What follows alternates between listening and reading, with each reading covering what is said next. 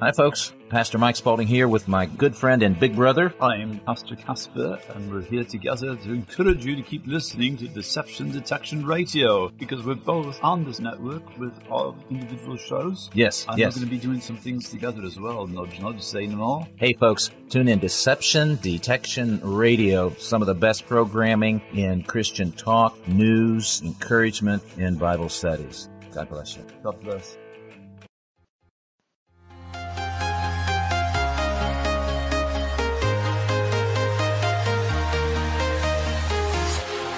Walking alone, the streets are empty. The only thing I can see is my own silhouette. I'm getting stronger, step by step. The clock is ticking, but there's no time for regrets. I've been flying from town to town, from London to Taiwan. I've been all around the globe trying to protect your soul. We are heroes tonight. We will fly above the Welcome sky. to Shield of the Sun with Michael Hur.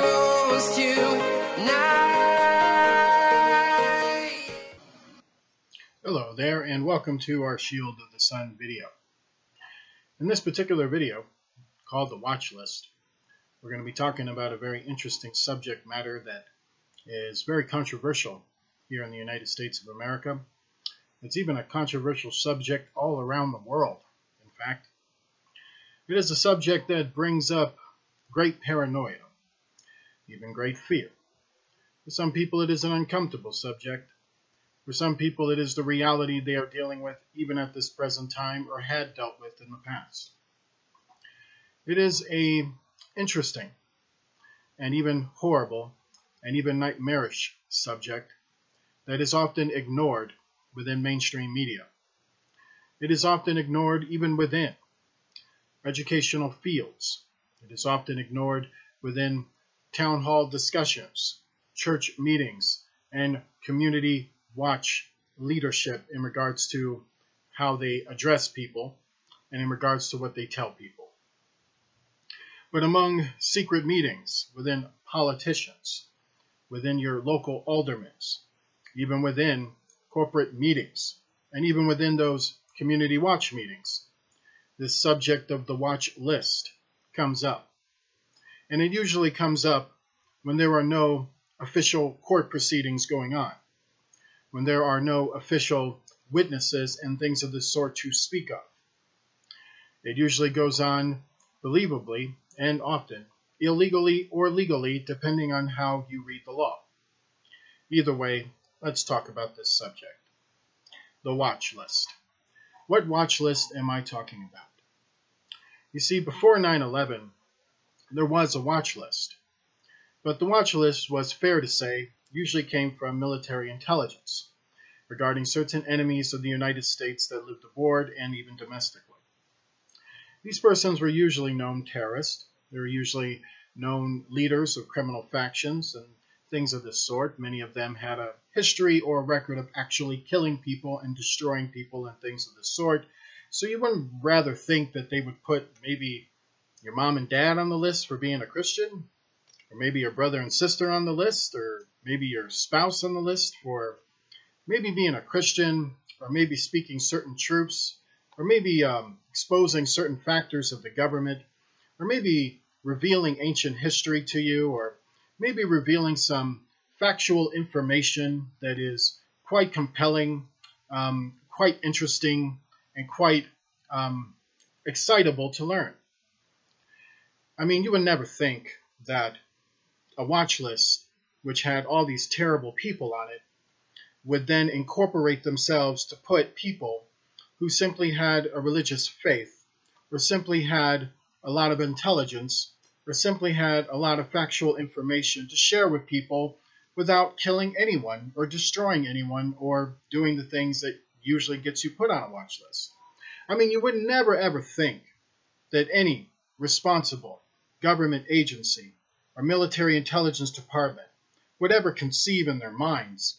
I mean, you wouldn't think anyone from your community or your even local religious, organized religious factions and things of the sort would ever conceive to put folks like that in the same list with folks who absolutely blew people apart and murdered people and did all kinds of terrible things. I mean, you wouldn't think they would objectify them to such an image, right? You wouldn't think they would put them in the same category, right? Well, unfortunately, that's exactly what happened. You see, the watch list was a very horrible, horrible idea that came through a lot of controversial means and came through a lot of lies and deception. Meaning, for what it was promoted as, it didn't absolutely at all come out that way. So the watch list gets started with this organization, but with certain things that occurred. So basically, we have this attack called 9/11. And 9/11 was this horrible attack that took place in New York City with the Twin Towers. It was called one of the most horrible days in American history.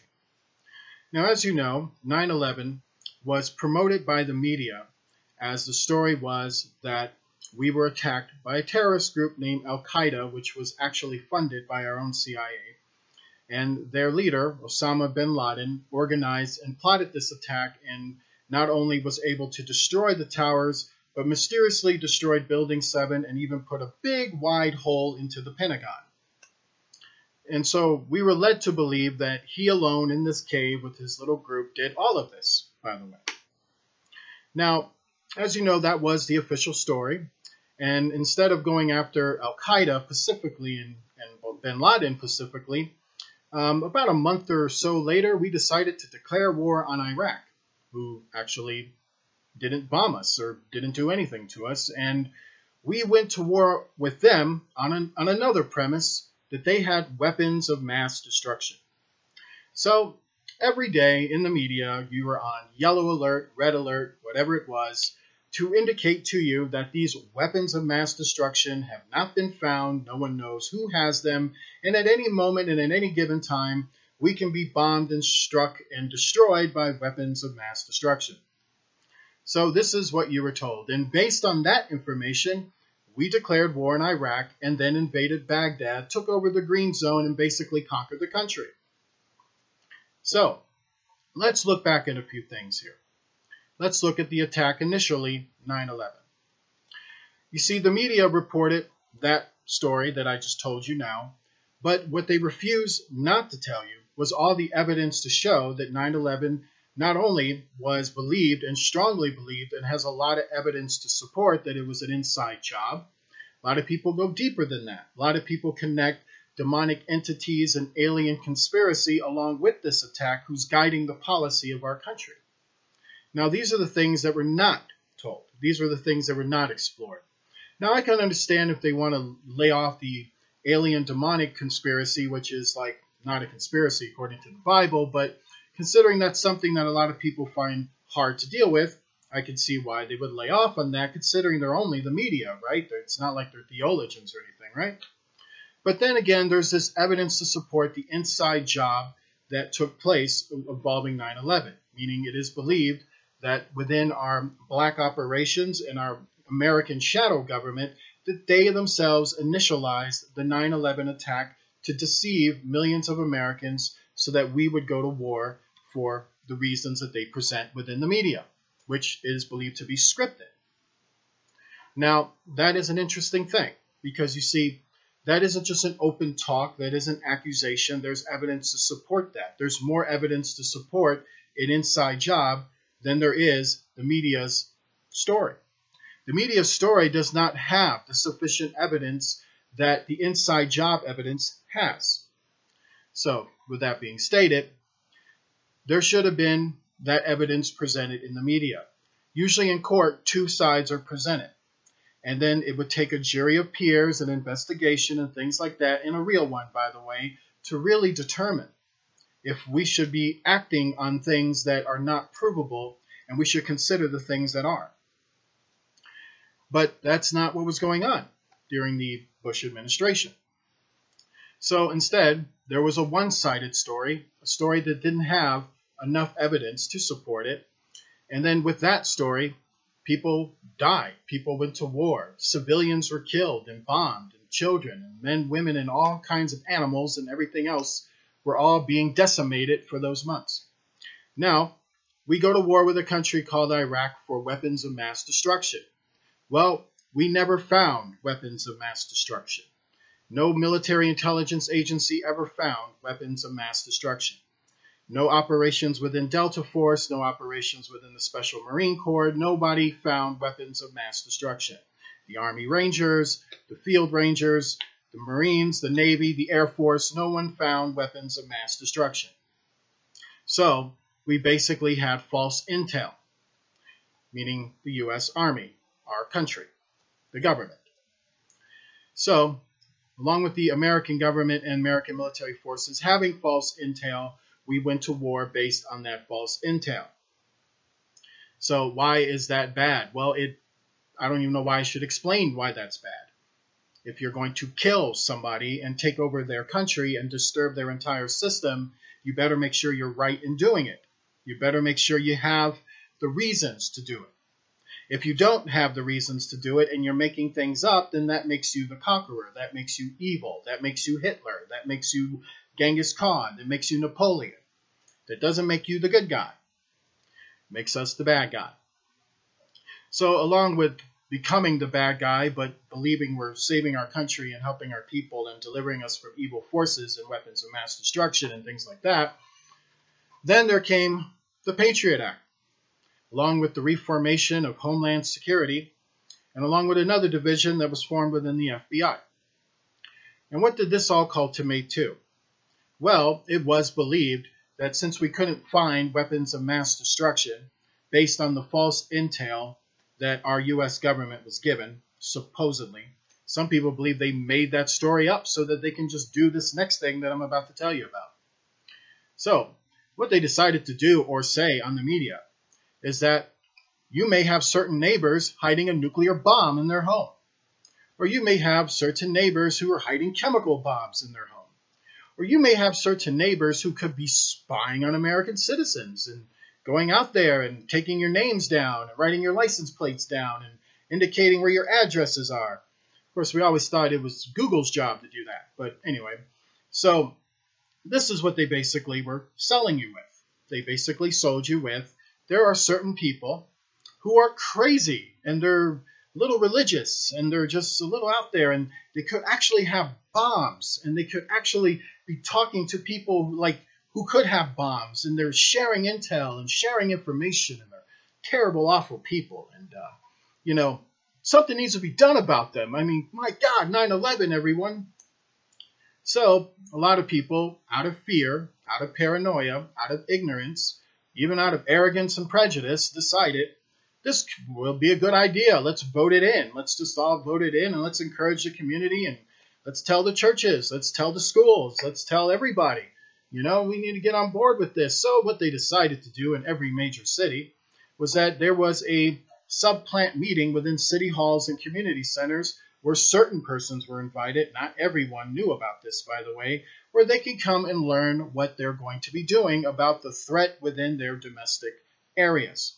This threat of people having weapons of mass destruction and far-out ideas according to what they were told by the people who lectured these meetings, who many of them worked for, guess who? The government.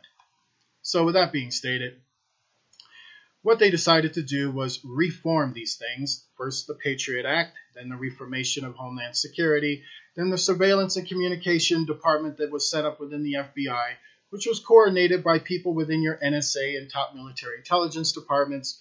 One of them who operated that little field was Edward Snowden himself, one of the reasons why he left. But what that culminated to was they devised to make a list.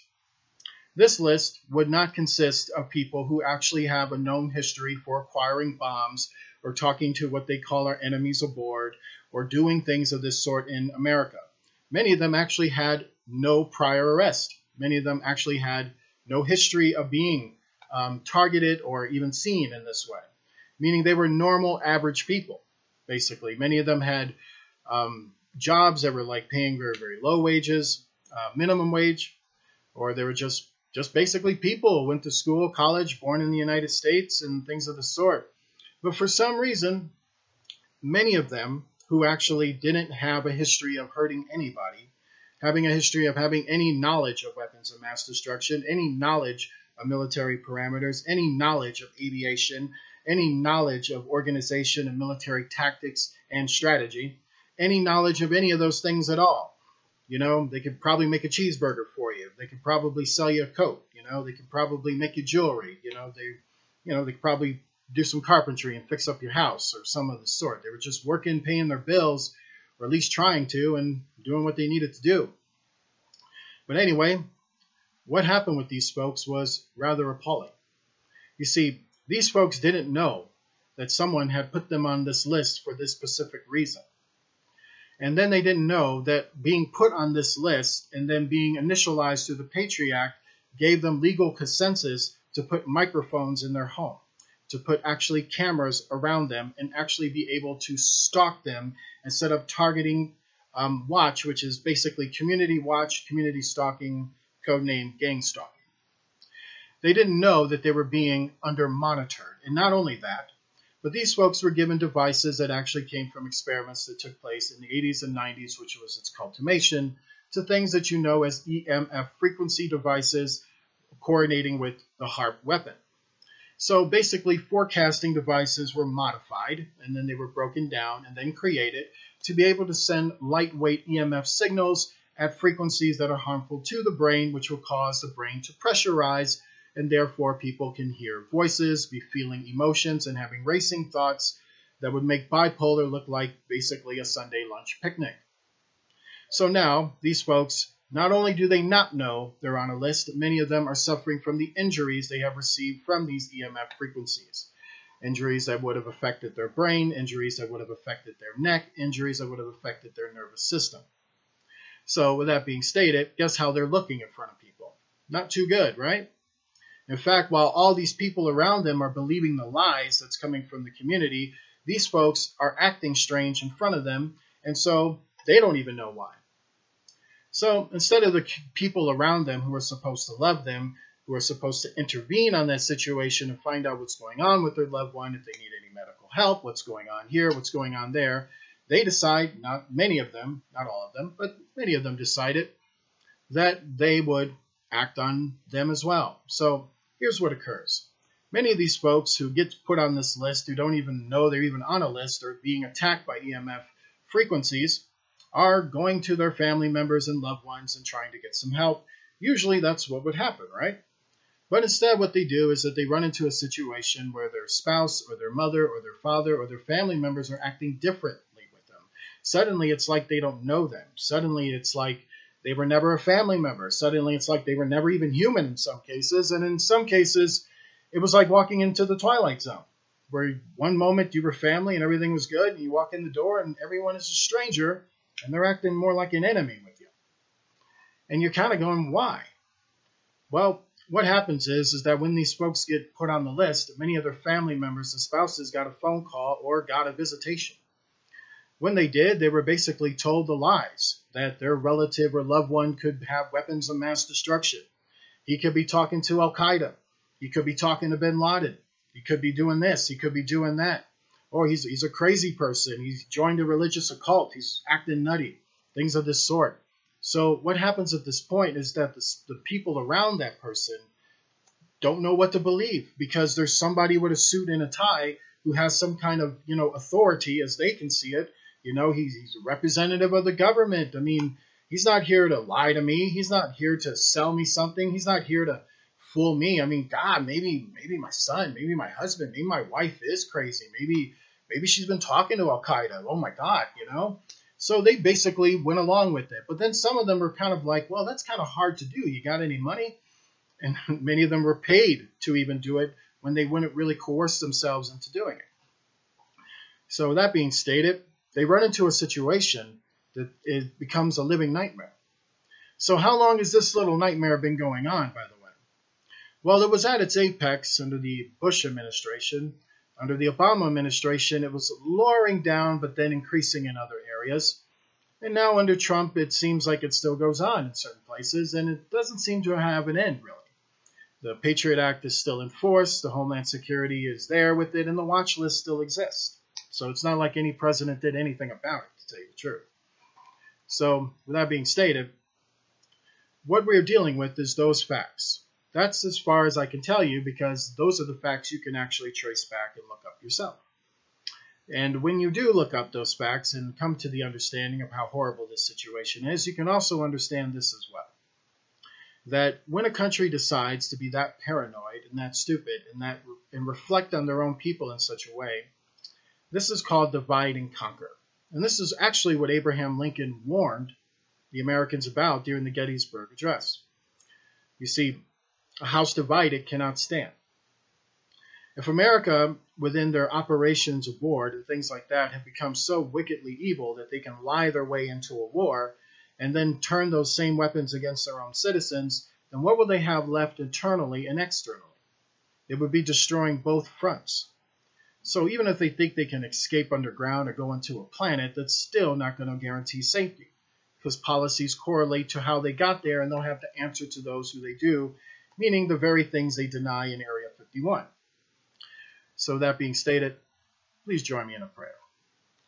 Lord Jesus Christ, we pray, Lord, for those who have been persecuted by this government, those who have been persecuted by their family members, those who have been persecuted by community leaders, and even people who stated they believed in Jesus but acted in accordance to evil wishes against their own brothers and sisters. We pray, Lord, for these victims, to please deliver them from these situations, to please rescue them from these situations, and please restore unto them the things that they have lost and the things that have been destroyed among them. May they be delivered on all fronts and in all ways. May they not be consumed by lies and terrorism. May they not be consumed by prejudice and fear. May they not be consumed by the machinations of masons and witches, but may they be delivered from the lies that have correlated against them. In Jesus Christ's name, amen. If you'd like to donate to GoFundMe or to Michael Hur, me, which is to say, you go to GoFundMe, www.gofundme, you will find a page called Michael Hur Books and Education.